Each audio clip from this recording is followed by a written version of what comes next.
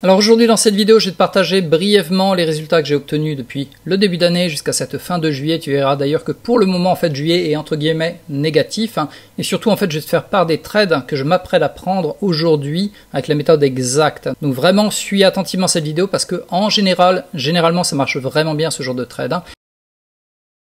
Donc voilà pour le mois de juillet, en fait le premier trade que j'avais fait était positif, on avait généré 1% et ensuite j'ai acheté à partir de la moyenne mobile 20 quand ça commençait à se péter les dents, parce que d'habitude ça tombe et ça remonte.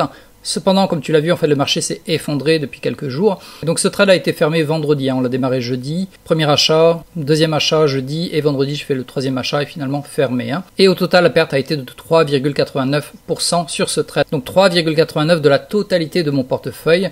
Donc si je fais les maths, premier positif, deuxième négatif, on est à moins 2,66 pour le mois de juillet. Sachant que si on ajoute tous les mois les uns après les autres, on est quand même toujours à 45% de positif sur cette année. Également avec les autres ETF en effet levier x3 que je trade également, on est à plus 9%. Donc au total on est à 55% de bénéfices depuis janvier jusqu'à fin juillet avec une perte ici de moins 4% environ.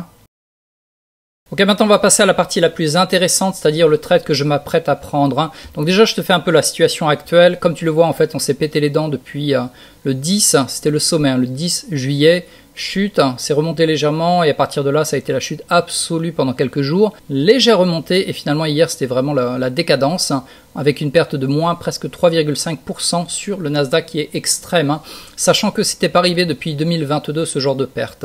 Et comme tu le vois ici, c'est la bande de Boulanger niveau 2 ici, bande de Boulanger inférieure, et on l'a bien traversé, on l'a bien fini en dessous. Donc là on est sur le QQQ, personnellement moi je trade l'effet de levier x3, donc le TQQ, si tu rajoutes un T, hop, ça fait 3 fois le QQQ.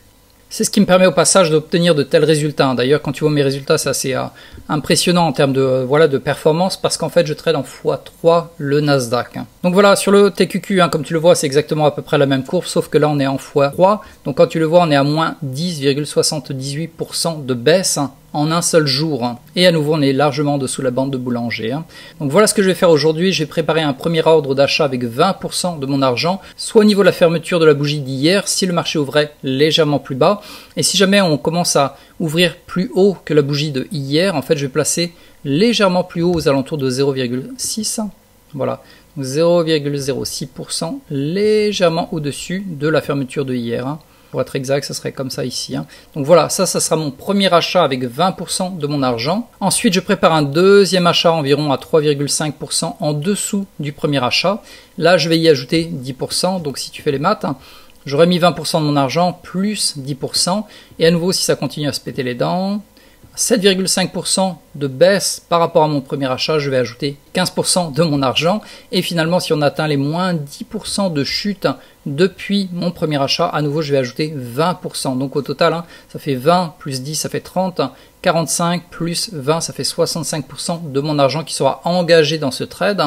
Où est-ce que je mets le stop loss? Je le mets ici à moins 12% plus bas. Sachant que ça peut prendre plusieurs jours à arriver jusque là éventuellement si on chute. Parce que là, on va pas se taper du moins 10% encore, je pense. Donc éventuellement aujourd'hui, ce que j'estime, c'est que je pense qu'on peut arriver facilement à ce deuxième achat ici.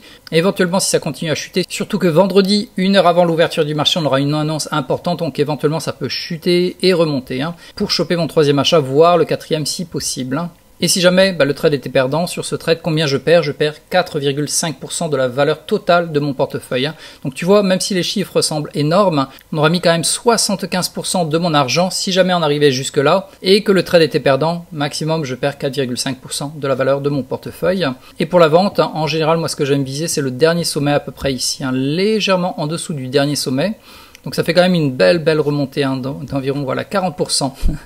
Donc c'est assez énorme si jamais on était de là jusqu'à là. Mais naturellement, je vais commencer à le vendre par palier. Si jamais on atteint certains paliers, je vais commencer à vendre une partie, éventuellement une deuxième partie et ainsi de suite. Et tout cela est expliqué dans ma formation. Mais bon, voilà, tout ça pour dire que c'est à peu près la situation dans laquelle on est. Comme tu le vois également, ça c'est la moyenne mobile 200. On est quand même au-dessus toujours, donc on est en tendance positive sur le moyen long terme. Et on est extrêmement éloigné de la moyenne mobile 20. Et on est sorti de la bande de Boulanger, donc tout prêt à croire que bientôt, prochainement, on va avoir un rebond. Et éventuellement, on peut descendre jusque là, voire même jusque là. Et si jamais, malheureusement, jusque là et perdre le trade. Mais statistiquement, en général, ce genre de méthode fonctionne très bien. On a de très bons résultats. Donc, c'est ce que l'on va voir dans ce trade. Et le mot de précaution quand même pour finir avec cette vidéo, fais attention parce que tu peux toujours perdre ton argent comme c'est le cas, mais le but du jeu en fait c'est de contrôler les pertes, c'est-à-dire d'avoir des petites pertes mais des gros gains. Comme d'ailleurs tu le vois en fait sur les résultats que j'ai obtenus ici. Quand je perds pas énormément, mais en général quand je gagne, je fais des gros gains, notamment 8%, 3% environ, 2,65%, 4%, 2%, 9%, 5%, 25%, et tu vois les pertes c'est moins 4%, moins environ 4% ici, comme c'était le cas. Voilà, donc si tu as apprécié la vidéo, pense à cliquer sur j'aime, également abonne-toi à ma chaîne parce que toutes les semaines en général je vais publier ce genre de trade que je fais personnellement en expliquant point par point la méthode. Également si tu as le moindre question par rapport à ce trade, où est-ce que je vais placer mon take profit et ainsi de suite, n'hésite pas à le poster en dessous de la vidéo dans les commentaires.